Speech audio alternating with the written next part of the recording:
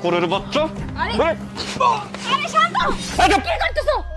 কত বড় সাহস!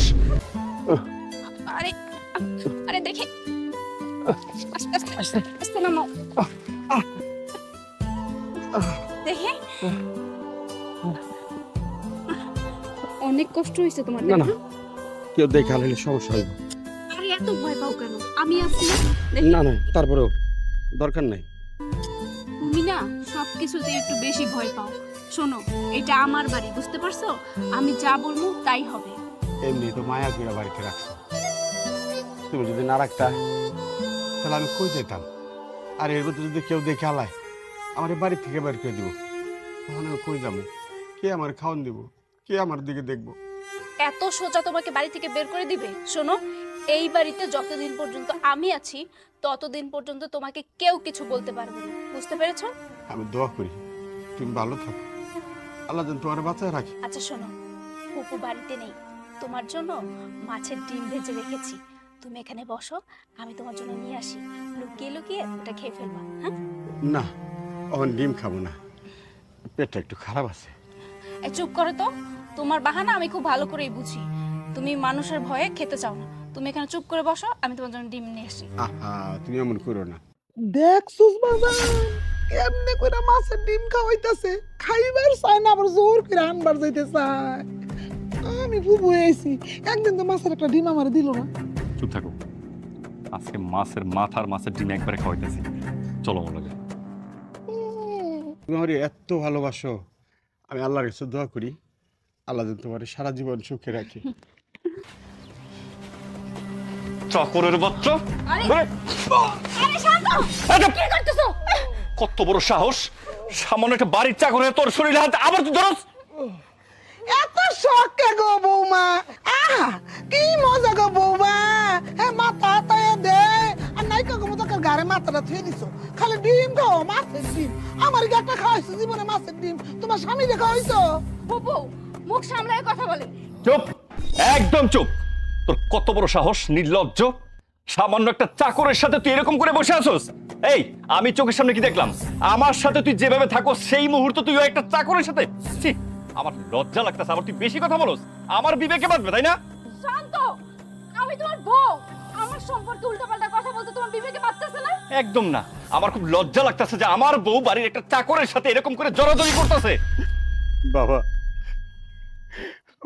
ওরে কোনো অপবাদ দিও না বাবা, ও খুব ভালো ভাইয়া, খুব ভালো ভাইয়া। ও খুব ভালো ভাই, তাই না? তার মানে নষ্টের গোড়া হচ্ছিস তুই না? তুই চান্সে আমার বোর সাথে এরকম নষ্টামি করস? আজকে তোরে আমি আর কয়টা ভালো করে লাগা। একদম তার গায়ে হাত দিবে না। তার গায়ে যদি হাত দাও তাহলে কিন্তু আমি তোমার গায়ে হাত দিতে বাধ্য হব। ওঠো। তুমি জানো তুমি কার গায়ে হাত দিচ্ছ? হ্যাঁ, আমি জানি। সামান্য একটা বাড়ির চাকরের জন্য এত দরদ। দেখ, উল্টা পাল্টা যদি কথা বলস না, ওরা তো বাইর কোনো তোরে সুতো বাইর করে তুমি বাড়ি থেকে। হ্যাঁ, তুমি আমাকে বাড়ি থেকে বের করে দাও, কিন্তু তারপরেও এরকম অন্যায় কাজ তোমাকে আমি করতে দিব না। তুমি যার গায়ে হাত দিচ্ছ সে আমার বাবা।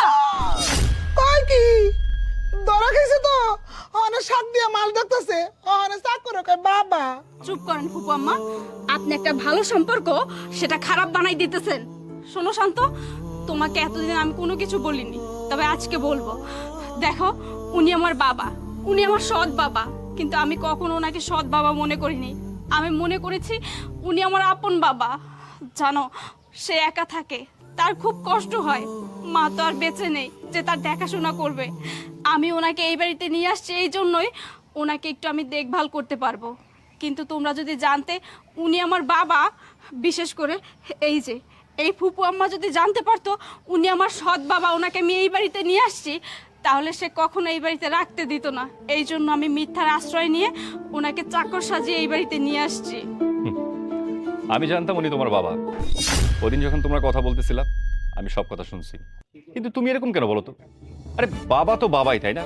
আরে বাবা কি কখনো সৎ আর আপন হয়? হ্যাঁ, বাবা তো নাম একটাই, বাবা। তুমি যদি তোমার বাবাকে আমার সাথে পরিচয় করে দিতে, আমাকে বলতে যে তোমার বাবা এখন থেকে এখানেই থাকবে, আমি কি তোমার বাবাকে বাড়ি থেকে বের করে দিতাম? তাহলে কেন তুমি এরকম মিথ্যা নাটক করলে? আর সব থেকে বড় কথা হচ্ছে, একটা মুরব্বী মানুষকে দিয়ে বাড়ির সমস্ত কাজকর্ম করাচ্ছ। দেখো, আমার না নিজের কাছে খুব লজ্জা লাগতেছে। তোমার বাবাকে তুমি এই বাড়িতে চাকরের পরিচয় দিয়ে তাকে বাড়ির সমস্ত কাজ করাচ্ছ। আজকে দেখো, খুব উল্টাপাল্টা ভাবলো। এগুলো করো না, বুঝছো? তোমার বাবাকে যদি তুমি প্রথম দিনে আমার সাথে পরিচয় করে দিতা, তাহলে কিন্তু এই বাড়িতে তার চাকরের মতো থাকতে হইতো না, সেই বাড়িতে একটা যোগ্য সম্মান নিয়ে থাকতে পারতো। শোনো, তোমাকে একটা কথা বলি, আজকের পর থেকে বাবা এই বাড়িতে কোনো কাজ করবে না, সেই বাড়িতে বাবা হিসেবে থাকবে, মানে আমার শ্বশুর হিসেবে থাকবে। হ্যাঁ, একটা শ্বশুর বাড়িতে যতটুকু সম্মান পাওয়ার যোগ্য, ঠিক ততটুকু সম্মান নিয়ে সেই বাড়িতে থাকবে। আরে বাবা, তুই ওর কথা না কালকে না কুমির আন্দাছস। অন্ত ডিম বাকে জুটে না, পরে দেখবি কিছুই বাকে জুটবো না। এসব কথা কি বলতেছে? আর আমার বাবা তো বেঁচে নাই। আজকে যদি আমার বাবা এই বাড়িতে বেঁচে থাকতো, আমি কি বাড়ির সমস্ত কাজকর্ম আমার বাবাকে দিয়ে করাতে পারতাম? আর বাবা আর শ্বশুর তো একই কথা। আজকে আমার শ্বশুর এই বাড়িতে আসছে, আমি তো আমার বাবার অভাবটা পূরণ করতে পারতেছি। তুমি এই সমস্ত উল্টাপাল্টা কথা বলো না। বুবু, তুমি এখান থেকে যাও। বাবারে, তুমি আজকে আমার যে সম্মান দিছো না, আমার আমার নিজের সন্তান থাকলেও মনে হয় এত সম্মান দিত না। আর ওর মায়ের আমি অনেক কষ্ট দিছি, অনেক কষ্ট দিছি, কিন্তু ও আমারে ভুলে নাই, আমারে জানে নাই, ওর বলার কাজ করছে। বাবা, আপনি একদম মন খারাপ করবেন না। আর আজকে থেকে এই বাড়িতে আপনি আমার শ্বশুর না, আপনি আমার নিজের বাবার মতো থাকবেন।